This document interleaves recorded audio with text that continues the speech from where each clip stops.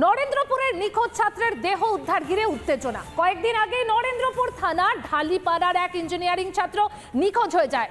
থানায় অভিযোগ দায়ের করা হয়েছিল ঘটনার পর। সেই ছাত্রের দেহ মিলল নরেন্দ্রপুর থানার ঢালিপাড়ায়। দেহ উদ্ধার হতেই চাঞ্চল্য ছড়িয়ে পড়ে এলাকায়। নরেন্দ্রপুর থানার পুলিশের সঙ্গে বচসা বাঁধে এলাকার বাসিন্দাদের।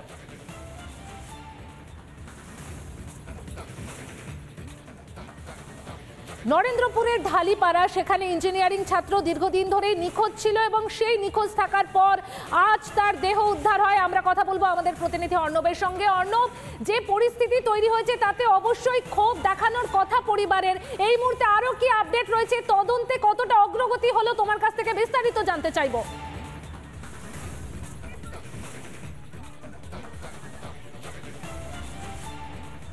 দেখো পায়েল, তোমাকে প্রথমেই জানিয়ে রাখি যে এই যে পুকুরটি দেখছো, এই পুকুরটি থেকেই কিন্তু দেহ উদ্ধার হয়। শুক্রবার রাত্রির বেলায় ঠিক এই পুকুর সংলগ্ন যে এলাকা রয়েছে সেখানে কিন্তু একটি বিয়ে বাড়ি হচ্ছিল। সেই বিয়ে বাড়িতেই সে খেতে গেছিল এবং তার মোবাইলে একটি টেক্সট আসে এবং তারপরে সে বেরিয়ে যায়। বেরিয়ে যাওয়ার পর কিন্তু আজকে তার দেহ উদ্ধার হয়েছে এই পুকুর থেকে। অর্থাৎ মাঝখানে কিন্তু দুটো দিন কেটে গেছে এবং এখানে পুলিশের ভূমিকা নিয়ে কিন্তু অত্যন্ত গুরুতর প্রশ্ন উঠছে যে 2 তারিখে যে ছাত্র নিখোঁজ হবার মিসিং ডায়েরি হলো, তারা 24 ঘন্টার আগে ডায়েরি নেবেন না তাদের নিয়ম অনুযায়ী, কিন্তু সেই 24 ঘন্টার যে পরে তারা ডায়েরি নিলেন তার পরবর্তী 48 ঘন্টা তারা কি করলেন, না টাওয়ার লোকেশন ট্র্যাক না অন্য কোনো পদ্ধতি। যদি সেগুলো করা হতো তাহলে কিন্তু এই ছেলেটিকে হয়তো জীবিত অবস্থায় পাওয়া যেত। এবং যদি দেখা যায় যে আমি পুকুরটাকে একবার দেখাতে বলবো, এই ঠিক পুকুরের মাঝ বরাবরই কিন্তু তার দেহ উদ্ধার হয়। যখন তার পরিবারের তরফ থেকে 2 তারিখ এবং 3 তারিখ বারবার থানার অফিসারদেরকে বলা হচ্ছিল, তারা কিন্তু একাধিক বিষয় তুলে ধরেছিলেন।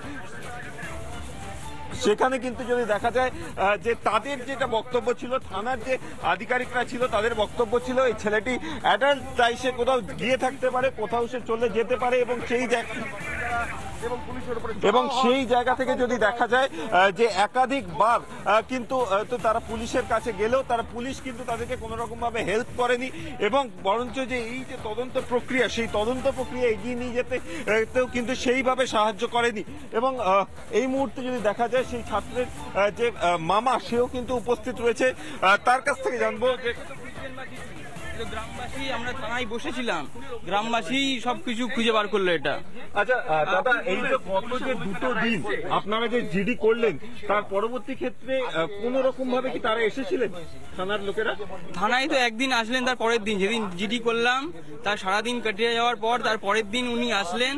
অনেক আবার মিডিয়া করার পর তারপরে উনি আসলেন।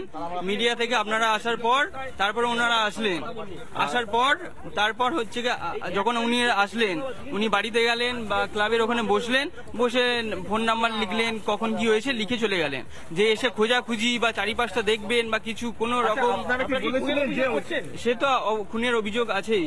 এটা একটা রহস্যজনক মৃত্যু আর এটা পূর্ণ তদন্ত চাই। এটা মানে রহস্যভাবে মৃত্যু হয়েছে, এটা খুন, মানে এটা পরিকল্পিত ভাবে খুন।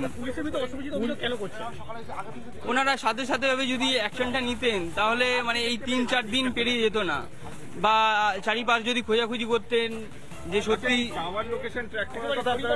আমরা অবশ্যই বলেছিলাম মানে প্রতি মুহূর্তে পুলিশ যদি একটু সক্রিয় হতো তাহলে কি এটা বোঝা যাচ্ছে যে পুলিশের নিষ্ক্রিয়তার অভিযোগটা কিন্তু সামনে আসছে। আমরা আবারও পরে তোমার সঙ্গে যোগাযোগ করবো। আপাতত ধন্যবাদ তোমাকে।